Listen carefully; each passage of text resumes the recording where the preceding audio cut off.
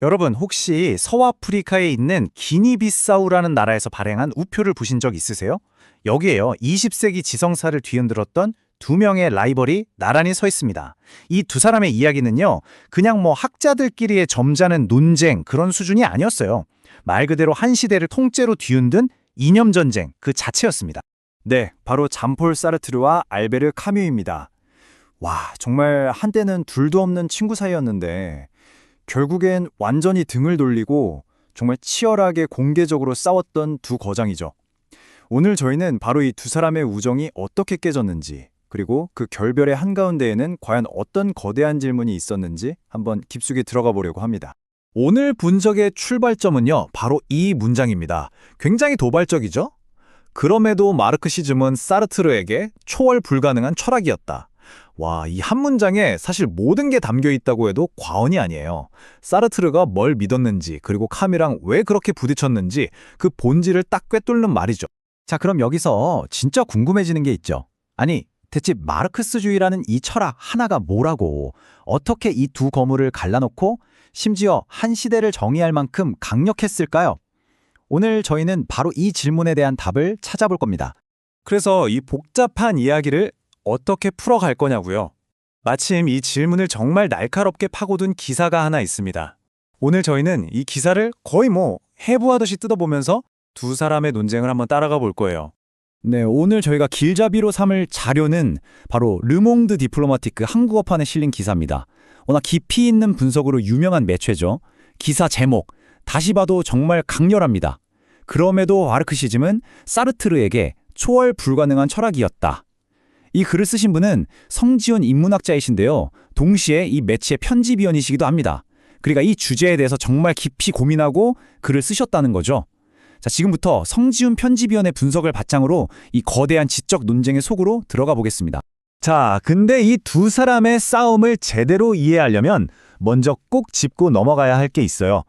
이 논쟁이 그냥 둘만의 이야기, 어떤 진공 상태에서 벌어진 게 절대 아니라는 겁니다. 이 모든 건 바로 냉전이라는 어마어마한 시대적 배경 위에서 벌어진 일이었어요. 기사가 주목하는 시기가 바로 1950년대에서 60년대인데요. 이때가 어떤 때였냐면 한쪽에서는 미국과 소련이 정말 살벌하게 냉전을 벌이고 있었고요.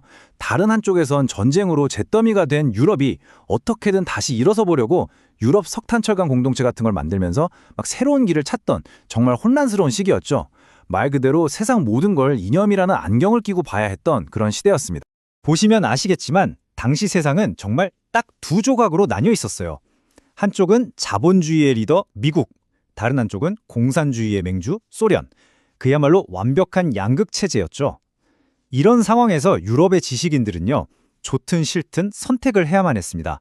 당신은 어느 편에 설 것인가? 이 질문을 피할 수가 없었던 거예요. 왜냐하면 국제 질서 자체가 이 두 이념의 전쟁터였으니까요. 그러니 사르트르와 카뮈의 논쟁도 그냥 내 생각은 그렇구나, 내 생각은 이래, 이 정도가 아니라 우리는 어떤 미래를 선택할 것인가에 대한 아주 무거운 정치적 선언이 될 수밖에 없었던 거죠. 자, 이렇게 거대한 시대적 배경을 머리에 그려두고 이제 드디어 두 사람의 이야기로 한번 들어가 보시죠. 이 철학적 충돌의 핵심을 기사는 과연 어떻게 짚어내고 있을까요? 기사가 아주 명확하게 선을 긋습니다. 사르트르와 카뮈, 이 두 사람은 그냥 생각이 좀 다른 지식인, 그런 차원의 라이벌이 아니었다는 거예요. 마르크스주의라는 이 거대한 주제에 대한 생각 차이 때문에 결국에는 서로 다른 길을 가는 정치적 라이벌이 되어버렸다는 거죠.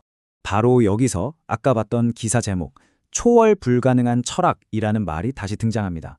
이게 도대체 무슨 뜻일까요? 자, 기사의 분석에 따르면 이렇습니다. 사르트르한테 마르크스주의는요, 세상을 이해하는 거의 유일한 틀, 거대한 안경 같은 거였어요. 역사든 사회든 인간이든 모든 문제를 이 마르크스주의라는 안경을 껴야만 제대로 볼 수 있고 또 해결할 수 있다고 믿었던 거죠. 그러니까 다른 어떤 새로운 사상이 나와도 그건 이 안경을 벗고 보는 게 아니라 그냥 이 안경 위에 살짝 덧대는 렌즈 정도에 불과하다. 이렇게 생각했다는 겁니다. 바로 이 지점에서 두 사람의 길이 완전히 갈라집니다. 자, 사르트르는 방금 말한 것처럼 마르크스주의를 이 시대가 넘어설 수 없는 절대적인 철학이라고 생각했어요. 하지만 카뮈는요, 바로 그 점을 너무나도 걱정했습니다. 역사는 정해진 길로만 간다는 식의 생각이 결국엔 개인의 자유나 저항 정신 같은 걸 억누르게 될 거라고 본 거죠. 그리고 더 나아가서 소련에서 벌어지는 그런 전체주의적인 폭력까지 정당화하는 위험한 길이 될 수 있다고 아주 강하게 비판했던 겁니다. 와, 정말 근본부터 생각이 달랐던 거죠. 이러니 어떻게 정치적 라이벌이 되지 않을 수 있었겠어요. 자, 이 두 사람의 논쟁은 벌써 반세기도 더 지난 옛날 이야기잖아요. 그런데도 이게 이상하게 오늘 우리 얘기처럼 들려요.